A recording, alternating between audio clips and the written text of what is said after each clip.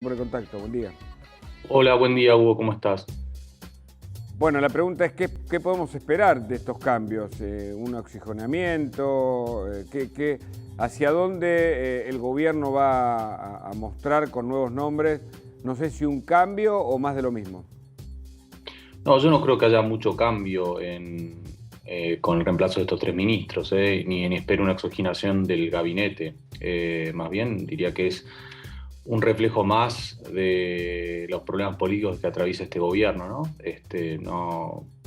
Diría que por más que todos estemos prestando la atención, los que nos interesa la política, me parece que la mirada central hoy no está en ninguno de esos tres ministerios, por más que dos de ellos tienen que lidiar con problemas muy urgentes, ¿no? Como son, y que van a ser en diciembre, el tema de los salarios y el tema de la pobreza y las organizaciones sociales, ¿no? Digo, pero me parece que está la clave en este gobierno pasa más por el Ministerio de Economía que otra cosa. Ujú, ujú. ¿Y qué pasa que se producen estos cambios? Porque muchos dicen, lo de Elizabeth Gómez Alcorta está más claro, pero también muestra cómo hay dentro del gobierno hay miradas muy opuestas, ¿no? Por un lado, el Ministerio de Seguridad actuando conforme en orden judicial para desalojar los territorios usurpados, pero Elizabeth Gómez Alcorta que reacciona criticando un accionar del gobierno. Bueno, tiene su derecho, pero la lleva a dar un paso al costado. Eso está más claro, pero después lo de Moroni, que viene muy, a ver, ¿cómo diríamos?, cascoteado internamente o con fuego amigo, se veía venir, y lo de Zabaleta también, era algo que él pedía salir, pero demuestra que hay muchas debilidades, ¿no?, en ministerios claves. A ver, yo diría, Moroni estaba apuntado hace rato por el Sí, kirchnerismo, es un histórico ladero del presidente, ¿no? Antes incluso de que llegara a ser presidente, a eso me refiero. Y había quedado muy debilitado por el conflicto del neumático, ¿no?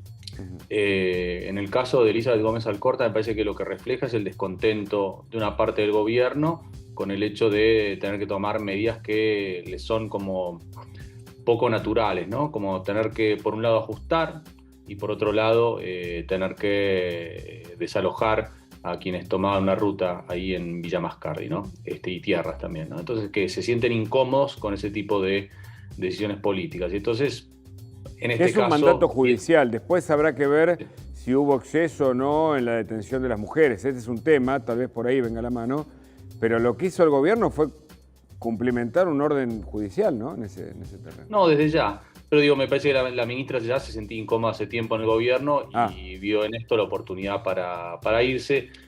Y Zabaleta prefiere ir a pelear por su territorio, ¿no? Él es intendente de claro. Hurlingham en uso de licencia, entonces, digo, dado que se derogó esa ley que limitaba las reelecciones en provincia de Buenos Aires, bueno, vuelve al territorio a buscar una nueva reelección. Claro, claro. Entonces, no sé si están conectadas las tres renuncias. El hecho de que se produzcan tres renuncias en un mismo fin de semana, sí, a uno le genera la sensación de, bueno, estamos otra vez ante una crisis política. Yo creo que crisis política la vamos a ver si en algún momento empieza a tambalear la estabilidad del Ministerio de Economía, pero no me parece que sea el caso. Pero ahí sí realmente tendríamos un problema político. Que, Usted digo, sabe más que son yo de tres. esto, pero no se habla de cuando son tres renuncias de una crisis de gabinete, digo, en términos teóricos de la ciencia Sí, se puede política. hablar de crisis de gabinete, pero digo, realmente no. A ver, por más que el gobierno le ha dado mucho énfasis a la agenda de género, no es un ministerio que esté en las prioridades de la gente, ¿no? Digo, el tema. Claro. Por lo menos me parece que las prioridades del grueso de la sociedad están más en temas que tienen que ver con el empleo, con el poder de compra del salario y con, sobre todo, los problemas económicos, la inflación fundamentalmente, ¿no? Belén Eh, tiene alguna pregunta, pero antes quería preguntar, Tolosa Paz, ¿usted la ve con la espalda suficiente o con alguna experiencia para abordar nada menos que el conflictivo Ministerio de Desarrollo Social con los piqueteros abajo del edificio Bueno, si la protestando? memoria no me falla, ella al comienzo de la gestión había trabajado en el tema de la tarjeta alimentar, ¿no? Ajá. Entonces, algo de experiencia tiene, es una persona del riñón del presidente, ¿no? Ujú.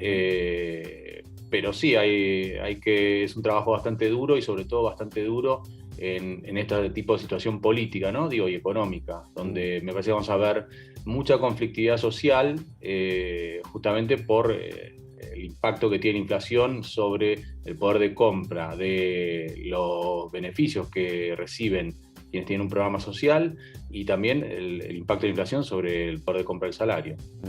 Belén. Sí, buen día, Ignacio. Quería consultarte, bueno, haciendo un análisis un poco de lo que fue sucediendo en este último tiempo con la salida de Guzmán, cuando se nombró a Silvina Batakis, se hablaba de que era un cambio transitorio, que en octubre iba a haber como una nueva oxigenación, ¿no?, dentro de lo que es el gabinete económico, y tampoco tenemos que descartar la salida de Julián Domínguez, ¿no?, que en este recambio de figuras también fue un hombre importante que se fue del gobierno. ¿Ves que la posición de Sergio Massa se empodera con estas definiciones, más allá de quiénes puedan ser las figuras que se nombren en estas carteras tan vinculadas a la economía? Me parece que no, ni lo debilita ni lo fortalece. En todo caso, el problema que puede tener Massa es que al principio él tenía un mayor margen de maniobra y mayor tolerancia de parte de ciertos grupos dentro de la coalición de gobierno para tomar medidas duras, porque se estaba al borde del abismo, ¿no? Entonces, al borde del abismo hay mayor tolerancia a eso, ¿no? Ahora que Massa tuvo éxito en lograr cierta calma cambiaria, por decirlo de alguna manera, vamos a ver mayor cantidad de reclamos, y conforme se acerque el fin de año y conforme se acerque la elección, probablemente empiece a haber mayores demandas de que relaje un poco el ajuste fiscal, ¿no? Entonces, ese es el mayor desafío que me parece que tiene Massa de acá para adelante, ¿no? En términos políticos. Y en materia de trabajo, ¿quién? Porque ahí el gobierno también apuntaron a Moroni al acusarlo de estar más cerca de las empresas que de los trabajadores. Es decir, desde el kirchnerismo aplauden, por supuesto, más bien lo que puedan ser los ajustes del salario, las paritarias. ¿Quién será el que pueda reemplazarlo? ¿Quién gana esa pulseada?